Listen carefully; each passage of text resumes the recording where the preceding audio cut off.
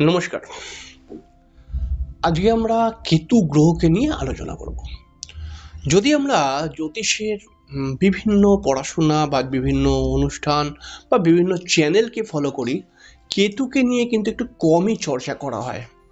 তবে কেতু গ্রহটি কিন্তু খুব ইন্টারেস্টিং গ্রহ। খুব কম জ্যোতিষী কিন্তু এখন অবধি কেতুকে ধরতে পেরেছে এরকম খুব কম জ্যোতিষী রয়েছে। কেতুকে নিয়ে কনফিউশন তো মানুষের মধ্যে রয়েছে এবং কেতু নিজেই কনফিউশনের কারক গ্রহ।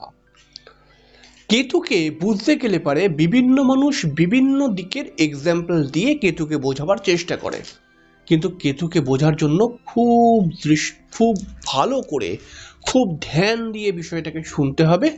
এবং এইটা শুনে আপনি কেতুকে হয়তো কিছুই বুঝতে পারবেন না, হ্যাঁ এইটা শুনে আপনাকে ভাবতে হবে এটাকে নিয়ে যে কি বললাম, এবং আপনি নিজে কিছু এইটা ভেবে তৈরি করতে পারলেন, এটা শুনে আর কি নিজে কিছু ভেবে তৈরি করলেন, তখন কিন্তু কেতু কিছুটা ফল কেমন করে দিচ্ছে এটা বুঝতে পারবেন।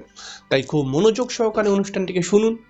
অনুষ্ঠানটিকে শুনে আপনাকে কিন্তু কল্পনা করতে হবে যে কেতু আসলে কেমন, তবেই কিন্তু কেতুকে জানতে পারবেন, নচেত কিন্তু জানাটা খুব টাফ।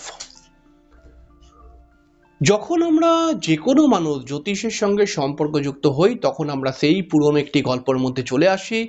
রাহু হলো পঞ্চ ইন্দ্রিয় রাহুর মধ্যে রয়েছে, আর কেতু হলো ধরটা, অর্থাৎ কেতুর গলার ওপরে, কেতুর মানে গলার নিচের অংশটি হচ্ছে কেতুর, আর গলার ওপরের অংশটি হচ্ছে রাহু। আমরা জানি এটাও যে রাহু রাহু বিভিন্নভাবে বিভিন্ন কাজকর্মে, অর্থাৎ যে কোনো মানুষ যে কোনো কাজই করুক না কেন, সেই কাজের মধ্যে কিছুটা অন্তত রাহুর প্রভাব থাকবেই। কিন্তু আমরা যদি আর একটু উল্টো করে বলি, তাহলে রাহু কিন্তু নিজের কাজ মানুষকে দিয়ে করিয়ে দিতে পারে, এবং রাহু কিন্তু একাধিক মানুষের সঙ্গে যোগাযোগ করায়, এবং যোগাযোগের কারক গ্রহ রাহু, এবং বিভিন্ন মানুষের সঙ্গে যোগাযোগ করিয়ে ভালো কাজ বা খারাপ কাজ যেটাই রাহু করাক না কেন সেটা কিন্তু অনেকগুলো মানুষের সঙ্গে মিলে করায়। তবে কেতু কিন্তু একদম এরকম নয়। কেতুর কিন্তু শক্তি নেই তা কিন্তু নয়, কেতু কিন্তু অনেক বলশালী। তবে কেতু শক্তি প্রয়োগটা কোথায় করতে হবে এটা জানে না। তাই যেহেতু কেতুর জ্ঞানেন্দ্রিয় নেই, কেতু দেখতে পাচ্ছে না, শুনতে পাচ্ছে না, মাথা দিয়ে ভাবতে পারছে না, তাই কিন্তু কেতু এটা বুঝতে পারছে না যে শক্তিটা কোথায় প্রয়োগ করব। তবে কেতুর শক্তি কিন্তু প্রচুর আছে, কিন্তু কেতু একটু কনফিউজড যে আমি শক্তিটা কোথায় প্রভাব খাটাবো শক্তিটার।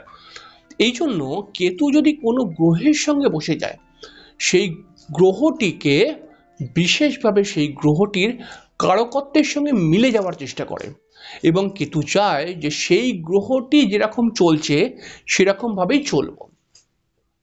তবে বলা হয় কেতু যেই গ্রহের সঙ্গে বসবে সেই গ্রহটি যদি বলশালী থাকে, তাহলে সেই গ্রহটির বলকে আরো বৃদ্ধি করে দেওয়ার চেষ্টা করে, এবং সেই গ্রহটির কারকত্বের সঙ্গে নিজে মিলে যায়। এবারে একটি গন্ডগোল সৃষ্টি হতে শুরু হয়, এবং সেই গন্ডগোলকে নিয়েই কেতু। অবশ্যই অনুষ্ঠানের মধ্যে আমরা চলে আসবো। অনুষ্ঠানে আসার পূর্বে প্রত্যেকবার যে কথাটি বলে থাকি, আপনারা কিন্তু অবশ্যই আমার চ্যানেলটিকে সাবস্ক্রাইব করে বেল আইকনটিকে ক্লিক করে দেবেন। খুব ইন্টারেস্টিং অনুষ্ঠান আসছে, আপনারা কিন্তু প্রত্যেকটি অনুষ্ঠানকে দেখবেন। যদি জ্যোতিষকে কিছুটা বুঝতে চান তাহলে পারে কিন্তু অবশ্যই প্রত্যেকটি অনুষ্ঠানকে দেখার চেষ্টা করবেন। অনুষ্ঠানটি যদি ভালো লাগে তাহলে একটি লাইক দেবেন। যদি আপনার কোনো মূল্যবান বক্তব্য থাকে, যদি এমন কিছু পয়েন্ট থাকে যেটা হয়তো আমি জানি না আপনি জানেন, অবশ্যই কমেন্টস করে লিখবেন। আমি অবশ্যই শিখছি, এখনো বই পড়ি, এখনো শিখি আমি, যে আমার থেকেও যদি বেটার কিছু কেউ বলতে পারে আর যদি সেটার মধ্যে যুক্তি থাকে, আমি অবশ্যই তার কথাটাকে নেবার চেষ্টা করি, এটা আমার ভালো লাগে। তো যাই হোক, অনুষ্ঠানে আমরা চলে আসবো, আমার সামান্য জ্ঞান দিয়ে কেতুকে বোঝাবার চেষ্টা করব। কেতু যদি কোনো গ্রহের সঙ্গে থাকে তাহলে পারে সেই গ্রহটির বল বৃদ্ধি করে দেয়, এবং সেই গ্রহটির কারকত্বের সঙ্গে নিজে মিলে যায় আর কি। তাহলে পারে কেতু এইটা আপনি দেখতে পাবেন, এর ফলে কিন্তু বেশ কিছুটা প্রবলেমও ক্রিয়েট হয়, হয়তো লাভও হয় কোথাও, কিন্তু প্রবলেমের ক্রিয়েট হয়। কেতু ত্যাগের কারক গ্রহ আমরা জানি, এবং আমি বললাম যে রাহুর সঙ্গে যদি কোনো রাহু কি করে, রাহু একের অধিক মানুষের সঙ্গে মিলিয়ে কাজ করাবার চেষ্টা করে। অর্থাৎ আপনি যদি প্রেম করতে যান সেখানেও একের অধিক, আপনি যদি বিয়ে করতে যান রাহুর প্রভাবের জন্য সেখানেও একের অধিক, এবং আপনি একটি পার্টি দিতে গেলেন, একটা মানুষ নেশা করতে গেল, বারে গেল, বিভিন্ন লোকজনের মধ্যিখানে রাহু নিয়ে চলে যায়। কিন্তু কেতু যখন প্রভাব দেবে সবার থেকে তাকে আলাদা করে দেওয়ার চেষ্টা করে, কারণ কেতু কিন্তু একটি বিচ্ছেদকারী গ্রহ এবং ত্যাগের প্রতীক। তাই আমরা অনেক সময় বলি যে সমস্ত সাধু সন্ন্যাসী তপস্যা করছে, সাধনা করছে, তারা কেতুর প্রভাবে থাকে। অর্থাৎ তারা কিন্তু সবার থেকে আলাদা একটি জায়গায় গিয়ে সাধনা করছে বা তপস্যা করছে। এবারে এটা প্র্যাকটিক্যাল লাইফে কেমন করে দেখা যাবে দেখুন, কেতু যদি আপনার জন্মছকের মধ্যে বলশালী হয়ে যায় তাহলে পারে সেই কেতু কিন্তু আপনাকে বেরোতে দেবে, মানে ঘর থেকে বেরোতে দেবে না। এবং কেতু বলশালী হয়ে গেলে পারে সমস্যা, কিন্তু ভালো করে মাথায় রাখবেন, কথাগুলোকে সব স্টেপ বাই স্টেপ বুঝবেন।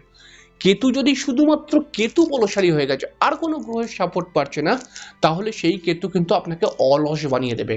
সেই অলসের জায়গাও মানুষ একা একা থাকতে পারে।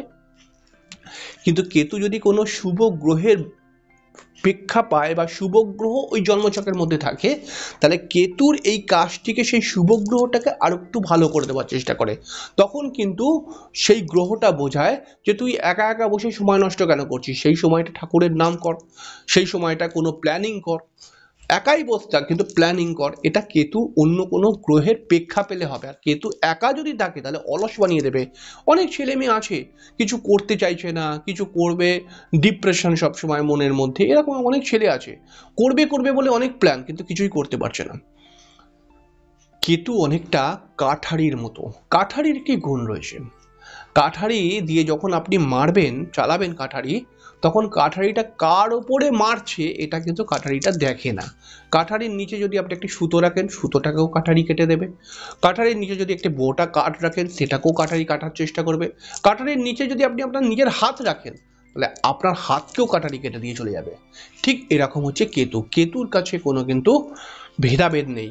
কেতু যেইখানে থাকবে, এই জন্য বলা হয় যে কেতু যেই ভাবের মধ্যে বসে রয়েছে, সেই ভাবটি যেই অঙ্গকে নির্দেশ করছে, কেতু তো কোনো না কোনো রাশির মধ্যে বসে রয়েছে এবং সেইটা কোনো না কোনো অঙ্গকে নির্দেশ করছে, সেই অঙ্গের মধ্যে কিন্তু অপারেশন যোগ বা সেই অঙ্গকে নিয়ে কিন্তু কোনো প্রবলেম আসতে পারে। কেতু বিশেষ করে বলবান গ্রহদের সঙ্গে থেকে কেমন করে ফল দিচ্ছে দেখুন।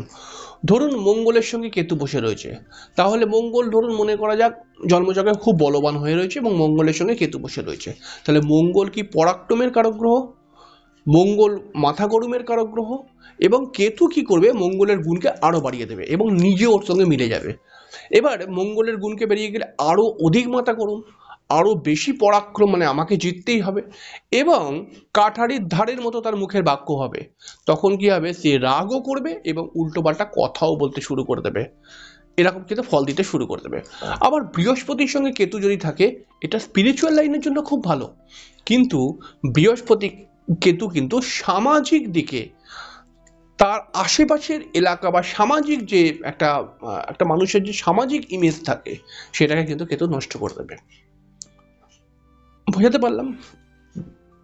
কেতু যেই গ্রহের সঙ্গে বসে থাকবে সেই গ্রহটি সম্পর্কীয় ইন্টারনাল বিষয় যদি আপনি ভাবেন, ধরুন কেতু বুধের সঙ্গে বসে রয়েছে, তাহলে বুধ হচ্ছে পড়াশোনার কারক গ্রহ। যদি আপনি পড়াশোনাটি, মানে অনেকে পড়াশোনা করে ধরুন একটু চিল্লিয়ে চিল্লিয়ে কথা বলে পড়াশোনা করে, আবার অনেকে আছে মনে মনে পড়াশোনা করে, তাহলে কেতু যদি বুধের সঙ্গে বসে রয়েছে ভালো ভাবের মধ্যে এবং সেই জাতক মনে মনে পড়াশোনা করছে, তার পড়াশোনা খুব ভালো হয়ে যাবে এই কেতুর কারণে। কেতু যদি শনির সঙ্গে থাকে তাহলে আপনি দেখবেন সেই জাতক অনেক ছোটবেলা থেকে কিছু করতে হবে এরকম বলবে, কিন্তু আসলে সে কিছুই করতে পারবে না। কেতু যদি রবির সঙ্গে থাকে তাহলে পারে কিন্তু একটু মাঝে মধ্যে মান সম্মান হানি করতে পারে। রবির সঙ্গে কেতু থাকলে পারে সেই জাতক পুরোপুরি তার পিতার সহযোগিতা পায় না। চন্দ্রের সঙ্গে কেতু থাকলে পারে সেই জাতকের মানসিক ডিপ্রেশন এবং কি করতে হবে কি করব না এটা নিয়ে সে কনফিউজ থাকে সারাক্ষণ, এবং চন্দ্র কেতু একসঙ্গে থাকলে পারে সব সময় মানসিক টেনশন এবং সব সময় চিন্তার মধ্যে থাকে কিন্তু সেই জাতক। আবার বৃহস্পতির সঙ্গে কেতু থাকলে পারে কিন্তু অবশ্যই স্পিরিচুয়াল দিকে এইটা কিন্তু খুব ভালো যোগ, তবে তার সামাজিক ছবি কিন্তু খারাপ হয়। শুক্রের সঙ্গে কেতু থাকলে পারে কিন্তু বিবাহিত জীবনকে সমস্যাগ্রস্ত করে ফেলে, প্রেম টিকতে চায় না এবং তার সঙ্গে সঙ্গে বেশ কিছুটা অর্থ তার খরচ হতে শুরু করে যায়, অকারণে খরচ হয়ে যায়। আবার কেতু যদি মঙ্গলের সঙ্গে থাকে তাহলে পারে খুব বাজে ব্যবহার, মাথা গরম করে উল্টোপাল্টা কথাবার্তা বলা, কোনো সময় লড়াই ঝামেলার মধ্যেও কিন্তু ঢুকিয়ে দেয়, এরকম কিন্তু ফলটা দেয়। তো সবটাই বললাম।